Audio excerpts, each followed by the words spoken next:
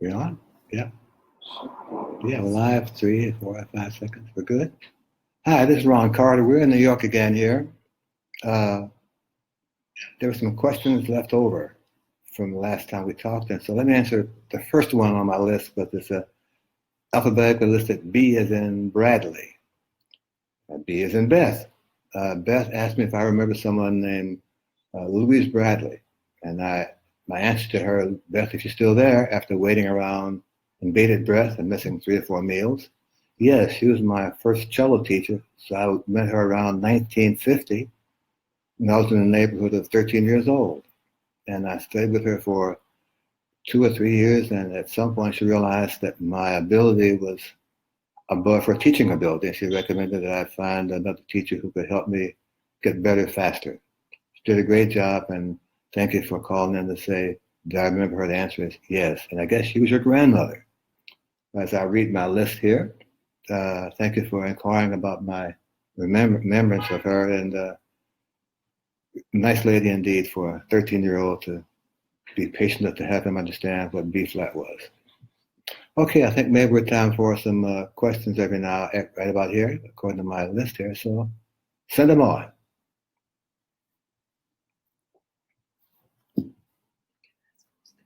Okay. By the way, at the end of this program, this book that some of you have asked about will be available.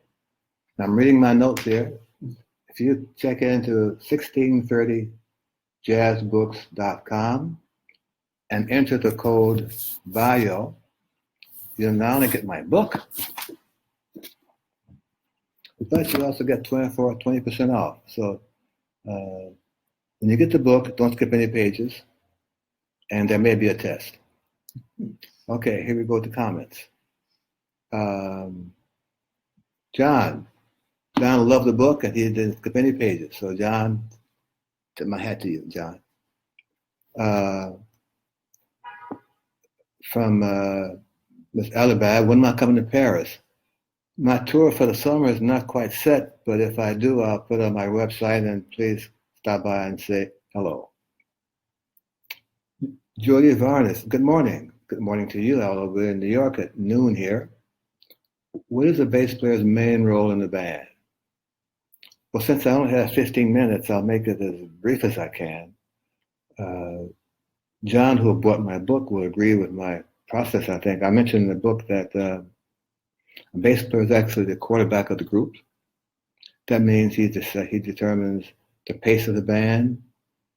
He determines the tempo of the mindset of the band. He determines the form of the song. He determines the changes in the song. He determines the dynamic. And I don't mean the volume, just the presence of the band. And he also wears the best tie.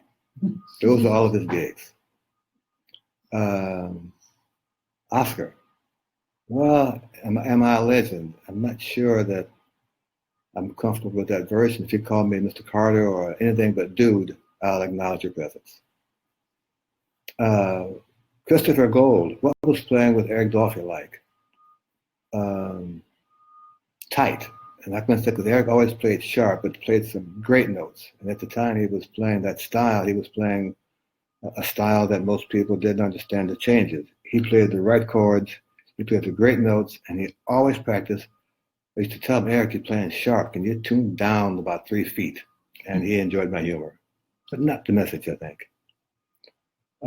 Sparrows from Greece, my student who comes to New York twice a year for a lesson.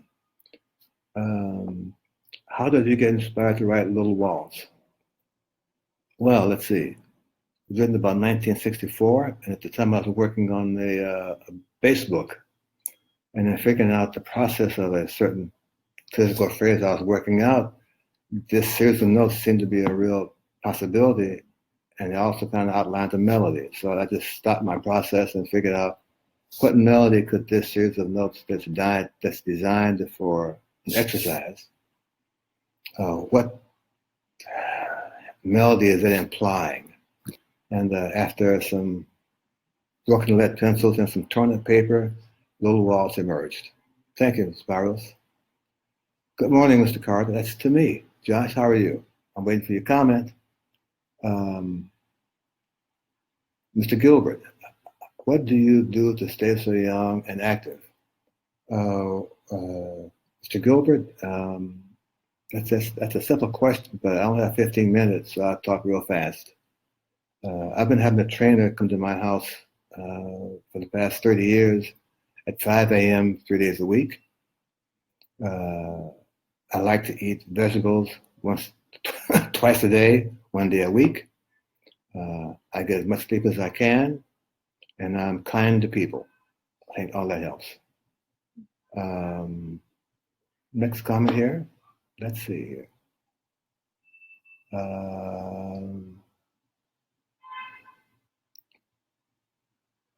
You have Michael. Oh yeah, John. You work on search for a new land in the different comment. Okay. Emmanuel, Ron, you are the biggest influence in music to me. Boy, that's a lot of weight on my shoulders. Yeah, Emmanuel. Let's see if I can continue that kind of impact day after tomorrow. Bass players are now becoming the step in front of the band and not behind the palm tree. And it's nice to be a part of those guys who are making the bass physically and musically more present. Thanks for your comment, and we'll be back a month from now, so save another one for me. Eric, what advice do you have to bass students who are having problems absorbing their teacher's material, even on appropriate practice, 1 hour a day? Boy, that's a tough question because every teacher has their own style. What I try to insist on my students is they practice honestly. So what I recommend that they do is to read the notes from our past lessons before they practice to see what the aim of this next practice time is, hour and a half. When they finish this practice time, read the notes to see if they've accomplished what they decided to do at the beginning of the exercise. I found that since I have them write out these instructions in their own language, in their own language skills, in their own penmanship, good or bad, that makes a bigger impression and a longer lasting impression on them as to what it takes to get this lesson accomplished. I explained to them all that I can only help them. They've practiced enough to allow me to help them. And I think that recommendation of this possible practice policy that I kind of insist on having them fall in love with, it makes my teaching much easier. The teachers all have their own windows, so you have to accept that teachers look at the world through his base windows, and hopefully that at some point you guys get hooked up. David McBride, who are you listening to these days? I continue to fall in love with the Bach 6 Brandenburg suites. The bass lines in those pieces are still amazing to me, as far ahead as they were of their time. And on a less classical side, I've been listening to Roberta Flack, our record First Take. She has a great voice and she had great piano voicing. Danielle, do I remember Lee Morgan? Yes, one of my Lee Morgan stories that you will find in this book. I was recording at Rudy Van Gelder's in April of a year, and Mr. James Brown was working with a band at Camden, which is about an hour and a half out of New York, and the downbeat for the show was 7 o'clock. Well, Lee Morgan wasn't prepared for the date as well as he usually is, and we were still recording, and it's 2 o'clock, and it's 2:15, it's 2:30, I'm watching my watch, it's 2:45, it's 3 o'clock, and I said, Lee, I have a gig at 7 o'clock in Camden. You got to get this done now. He said, well, why didn't you tell me? I said, well, nobody asked me. So it turned out we got the date done in time, and I'm driving like a bat out of hell, if I can set it on this word phrase here. And I got to Camden at 6:30, and I ran into Mr. Brown, and I apologized almost profusely for being late. And he said, okay, but don't let it happen again. At the time it was a man's world with a string orchestra, and I was the bass player in that just a particular 3 days. Lee was a great trumpet player. I admired his skill. I admired his sound. I admired his ability to find new ways to play the instrument. I enjoyed it, and I miss him. Michael Roberts, hi. Can you talk about the difference between electric and acoustic bass? Well, other than the obvious different size, one of the things that amazes me is how different they are. not just in the closeness of the fingerboard and the frets generally on the electric bass, but the sound they get and the volume control they have and all the pedals they can use to make the bass sound really different. I love all those guys, Steve Bailey, Victor Wooten, the late Bob Cranshaw. They all play it really well, and I have tremendous respect for each and every one of them. James Joyner, do you remember the McCoy Town New York reunion? Is that the one with Joe Henderson, I think? I remember doing the date because if it was Joe never has any music. It's always 2 tunes short, and I'm always happy to provide him with something that he can try for recording. So if that's not enough for you, email me through my website, roncarter.net, and we'll figure out how to get a more complete and more accurate answer for you. Thanks for your call. Thanks for your script I'm looking at. Emmanuel, I love that you put E on the A flat major 7 on the song Fall. It changed the way I think about music. Emmanuel, one of the things I've tried to do is make sure that the bass notes really reflect a possibility that the melody doesn't normally present. And if I can find the right one note, in this case an E on the A flat chord, to make the melody turn this way, make the horn player not play the note he played last week, I'm happy. Danielle, hope to see you in Italy or Sicily. Thank you. I think we have time for like 3 more questions, so I'll try to get them in. I'll talk faster. That's a good one right there. Here's number 2. Let's see. Eric, what is a good bass solo to transcribe? Any one of yours. So you can see how it works, you can see how it looks, you can see what didn't work. Well, Ron Reed, how are you, my friend up in Boston? Good to see you almost live. I'm in New York listening to the ambulances go by, and that always is a terrible sound. Preston, what pianist would you hire if you were to record a trio album today? I can only answer that question if I were allowed to have 3 piano players. So if we can work that out, I'll tell you how many I'd hire. I think I have time for 1 more. Let's see. Well, the trend is so small, I have to get closer to see who that is. So just hang on while I adjust my glasses. Okay.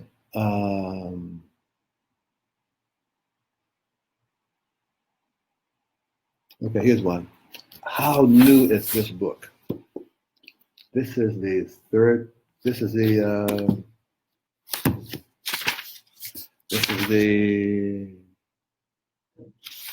third edition. It contains, oh boy, I forgot this, 430 pages. Those of you who want to buy this book and see what it is in there, there's some good stories. They're all true. There are no page 4, we call those things? Exposés.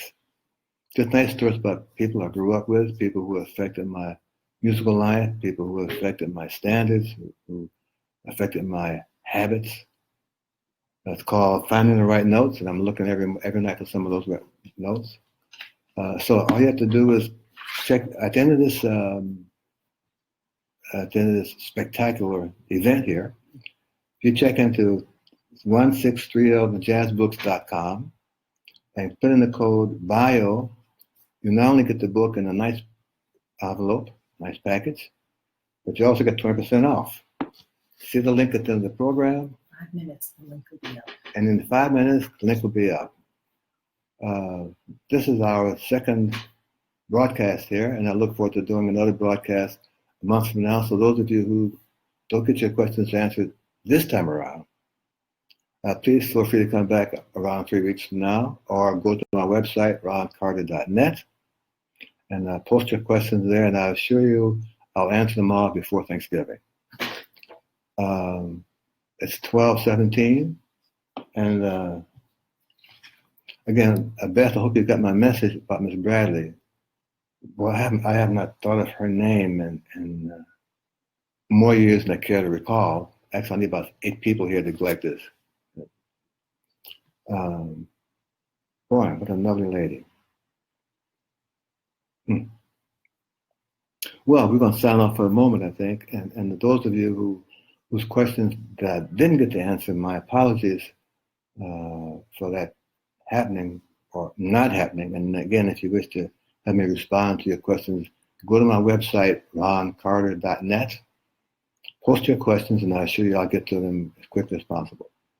I think that kind of helps us kind of get out of here.